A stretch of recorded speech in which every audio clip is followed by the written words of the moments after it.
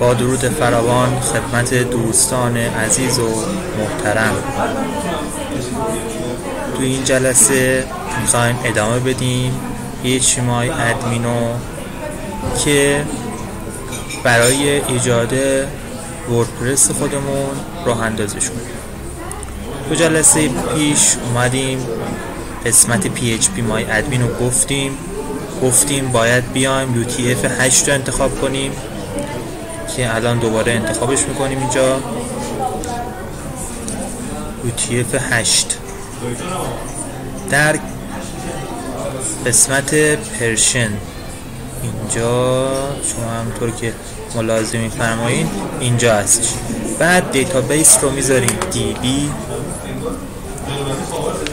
و اینجا create رو کلیک میکنیم.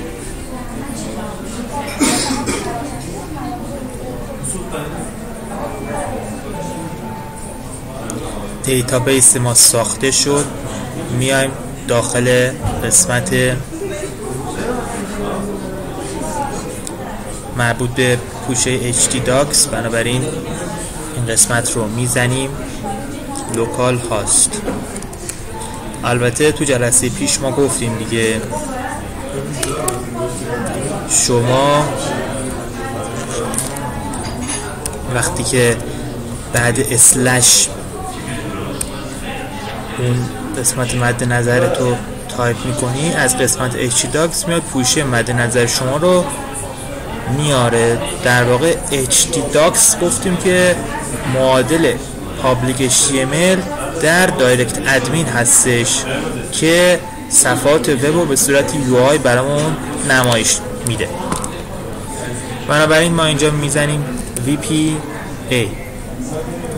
درسته؟ خب اینجا همونطور که ملاحظه میفرمایید پوشه ما اومد و اینو کلیک میکنیم.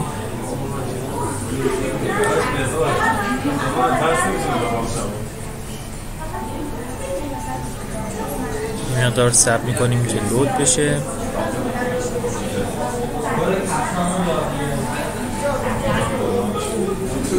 فیلتر شکن نباید روشن باشه، ببینیم روشن هست یا نه.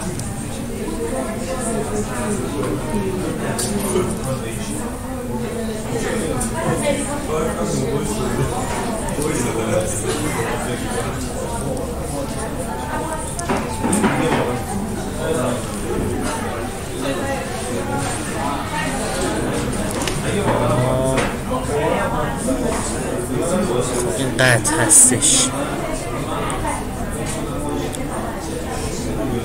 شاید مشکل اینترنتی داریم. یه سرچی بزنیم اینجا لوکال هاست خالی و ببینیم آیا مشکل از اینترنت هستش یا خیر. خب بله، پس مشکل اینترنت نیستش دیگه. لود این طول میکشه. یه نیو تب بزنیم ببینیم به چه صورت میشه. خب این مقدار ممکنه زمان بر باشه، بنابراین من یه توضیح قبلش میدم. ببینید ایدی رو ما انتخاب کردیم، اینو به عنوان یوزر ما میپذیریم. رمز عبورمون روت هست و اونجا باید وارد کنیم. آها خب فیلتر شکنمون هم الان وصل شده، مثل اینکه باید قطعش کنیم. خب قسمت امیدوار هستیم که خب اومد.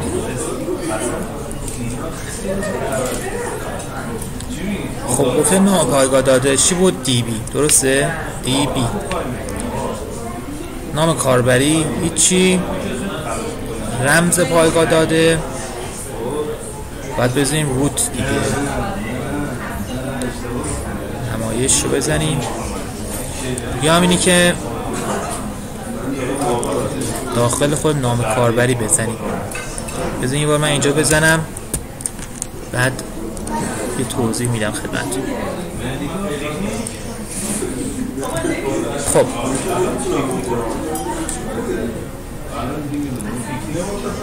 بله، همونطور که من اینجا وارد کردم و خطای مشاهده نشد، ما نتیجه میگیریم که باید رمز رو خالی بذاریم، نام کاربری رو بیایم و روت انتخاب کنیم. پس رمز خالیه. خب نکته مهم در لوکال هاست رمز رو خالی میذاریم اما DB رو به عنوان چی در نظر میگیریم؟ یه با من برم قبلتر، به عنوان ناپایگاه داده DB. همون DB هستش که ما اونجا اومدیم تو PHP My Admin کرییت کردیم. اگر یه اسم دیگه شما کرییت می‌کردیم، مثلا میذاشی X، اینجا هم باید X رو میذاریم، نام کاربری روت و رمز رو خالی میذاریم. این نکته بود که حتما باید بهش اشاره میکردیم. بنابراین اینجا میایم و نصب رو کلیک میکنیم. خب عنوان سایت شما چی میخوای باشه؟ مثلا میذاریم کاسیو استودیو. خوبه؟ استودیو، درسته؟ خب نام کاربری حالا اینجا شما میتونید به دل بخواه انتخاب کنید. مثلا چی باشه؟ برای مثال می نویسیم x y z 1300 چی بزنیم که خاص باشه یه خورده، مثلا بذاریم 1369. خوبه؟ حالا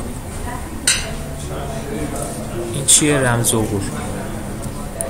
رمز عبور رو میایم یک رمز عبور خوب انتخاب کنیم، مثلا سلام. نمایش هم انشاءالله که بدیم این سلامش. بعد اینجا هم بنویسیم 3210. خب حالا نوشته سسته، ولی ما میگیم که این لوکال هاسته و قرار نیست کسی اینو مشاهده کنه، بنابراین ما میایم این رو تایید میکنیم، تایید به کارگیری رمز سست. بنابراین راه اندازی رو انتخاب میکنیم. پس این رمز عبور ما شد. برای اینکه یادمون نره میتونیم یک اسکرین شات از این قسمت بگیریم که اگر دچار فراموشی شدیم به اسکرین شات خودمون مراجعه کنیم.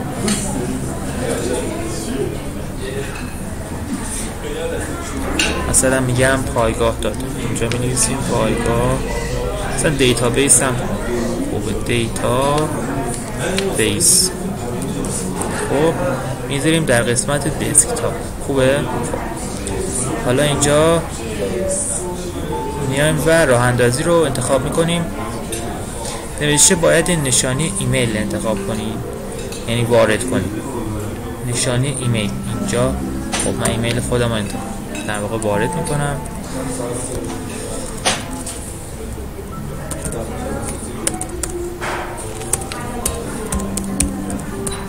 خب از این دوستانی که سوال دارن هم میتونن از این آدرس ایمیل از من سوال بپرسن، من پاسخگوی همه عزیزان هستم.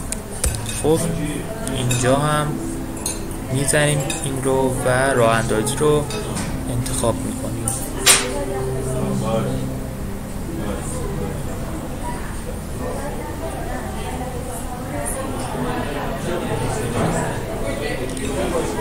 باید منتظر بمونیم که این کارش رو انجام بده. یه مقدار ممکنه زمان بند باشه.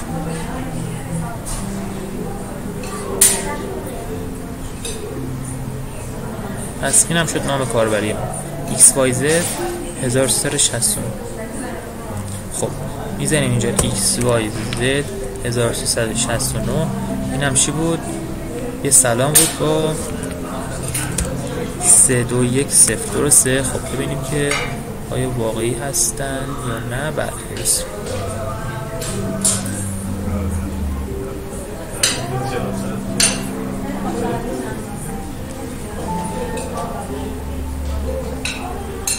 ممکنه این مقداری کارش طولانی باشه ولی مشکلی نیستش دیگه. باید تحمل کنیم یه ذره که لود بشه.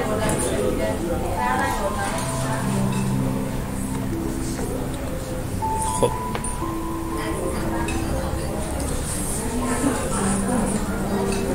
این قسمت در واقع میشه گفت قسمت پیشخوان وردپرس هستش و اینکه قسمتی که برای کاربران قابل مشاهده هستش قسمت برگه ها هستش و زمانی که شما وارد برگه هاتون میشین میتونید یه برگه رو انتخاب کنین به عنوان اینکه شاخص شما باشه. بنابراین میان از قسمت تنظیمات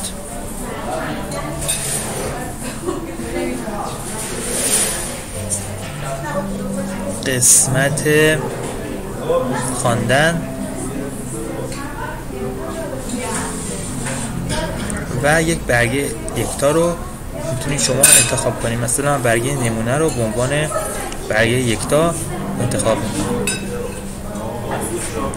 و این قسمت شما همونطور که ملاحظه میفرمایید برای شما به کسی که سرچ میکنه این وبسایت رو باز بشه. حالا اگه شما بخوای اینو ادیت کنی باید بیای از این قسمت انتخاب کنی ویرایش رو. اما نکته‌ای که خیلی مهم هست این است که قسمت ویرایش سریع بیشتر اسمشو تغییر میده یا حالت کاربریشو ممکنه تغییر بده تا یه حدی. مثلا اینجا ما میتونیم اسمشو بذاریم. نکته مهم این هستش که این اسم شما نمایش داده میشه داخل وبسایت و مثلا شما میتونی اسمشو بذاری وبگاه اصلی. خوبه؟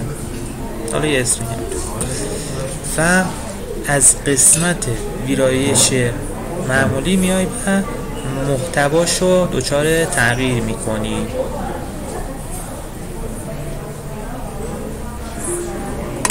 حالا این مقدار صبر میکنیم که لود بشه.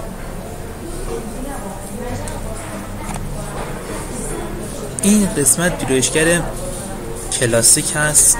حالا تو جلسات بعد میگیم یه ویرایشگر دیگه داریم به نام گوتنبرگ، یکی داریم کلاسیک، یکی داریم المنتور، یکی داریم جت بک کامپوزر. اینا همشون ویرایشگر هستن ولی حالا به صورت پیش‌فرض ویرایشگر کلاسیک میاد و ما میتونیم ازش استفاده کنیم که شما میتونید اینو تغییر بدید. این اصلی این هم که مثلا میبندید، مثلا یعنی پاک میکنید قسمت. مثلا میگیم سلام به وبگاه من خوش آمدید، به وبگاه من خوش آمدید.